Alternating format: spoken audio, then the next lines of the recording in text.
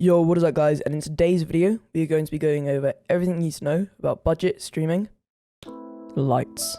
Okay guys, so in this video, we are going to be going over two different types of lights. We are going to be going over face lights, which are in front of me, and my colored light, which is behind me.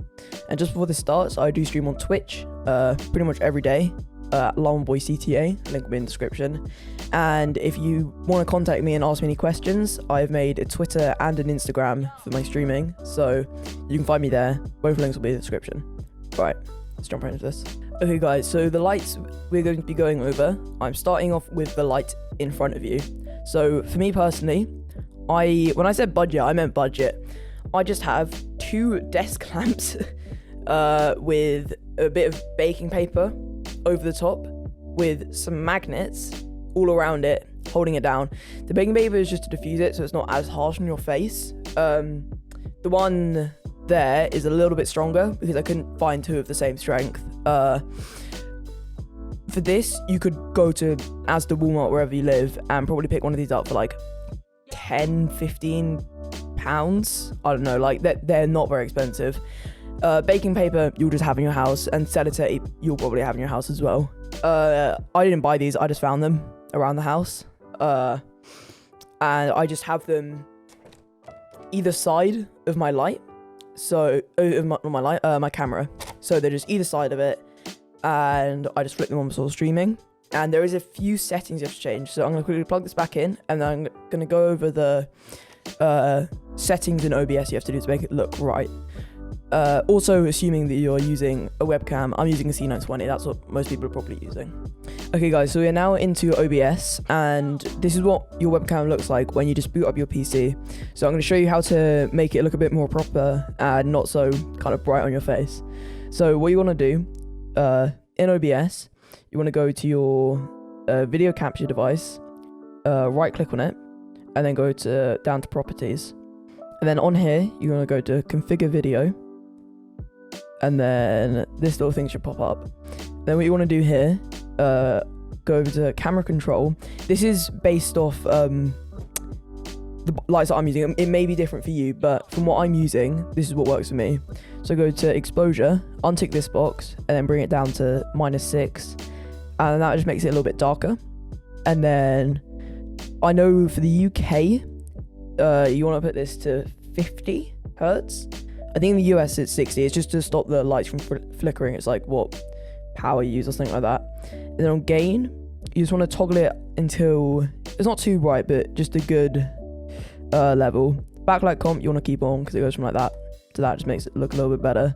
White balance, you can change it, but normally it's okay where it's sitting. For sharpness, I turn it down a little bit because I stream in 720p, and in that it's a little bit sharp. Saturation, I put up a little bit. Brightness, I turn it down so it's a little bit of a deeper tone. I might turn on the light a little bit and turn it down a little bit more. There you go. And then contrast, I turn it a tiny little bit. And yeah, that is what I use for camera settings. I do a little before and after what it looks like, but just a lot more deeper and proper tones now. So that is how you set up with these two lights. Okay guys, last but not least, we are going to be going over my background light. So this is one very bright and heavy 100 watt floodlight. So this light I got for I think 70 off Amazon, and whilst that is pretty expensive for a light, you got to think like a lot of people use like Nanoleaf, and they're like 300 quid for like the starter set. And yeah, all these lights, like you can't really get cheap proper room lighting. The reason why I went for this over like a Nanoleaf or something like that is just because it just also, well yeah, it just lights up the room more. And Nanoleaf is like 300 quid, and it just wouldn't light up the room as much as this does. I would recommend for a light like this, you would go for, I got an 100 watt. I would recommend getting 150 watt or 250 watts just because I've got a really big room. That's why I got an 100 watt, just because I wanted to make sure it would light up the whole thing. If you have a smaller room, a 50 watt would do the job fine. This is like extremely bright. I have to like hide it behind my bed, otherwise it's just too bright. Yeah, I personally definitely recommend it. It's really bright, it does the job, and for a lot cheaper, because yeah, just lights are expensive. Okay guys, just before this video ends, I just want to do a quick little test and show you what colours the floodlight does. So I quite like the blue personally, but there's red, green, blue. You can see there's a pretty big remote. It's pink, and yeah, you can kind of guess what all the main colours does. But there's a fade on there. It looks normally better at light time because the curtain's got quite a lot of light coming through. There's fade 3, which might look a little bit different. There's auto, just rave mode, jump, and that is pretty much it. There's flash, which will just give you a seizure.